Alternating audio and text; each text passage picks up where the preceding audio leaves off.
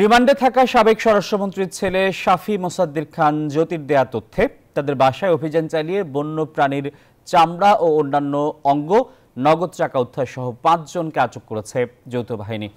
গেল রাতে রাজধানীর ফার্মগেটের মণিপুরি পাড়ায় মন্ত্রীর ছেলেকে সরেজমিনে নিয়ে অভিযান চালায় সেনাবাহিনী ও পুলিশ।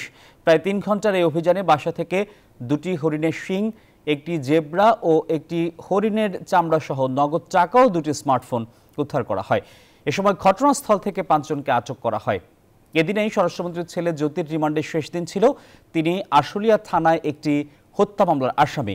বৈষম্য বিরোধী ছাত্র আন্দোলনে হত্যা মামলার অন্যতম আসামি সাবেক স্বরাষ্ট্রমন্ত্রী আসাদুজ্জামান খান কামালের খোঁজেই মূলত এই অভিযান চালানো হয়েছে বলে জানায় ঢাকা জেলার অতিরিক্ত পুলিশ সুপার সাইরুল কবির। এনজিওর কিস্তি প্রথমবার বিকাশ পেমেন্ট করলেই ২০ টাকা ইনস্ট্যান্ট ক্যাশব্যাক।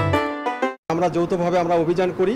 অভিযান করা অবস্থায় উক্ত আসামির ঘর থেকে অবৈধভাবে এই ৩টা জিনিস আমরা উদ্ধার করি, অর্থাৎ হরিণের চামড়া, হরিণের শিং এবং জেব্রার চামড়া, এগুলো উদ্ধার করি।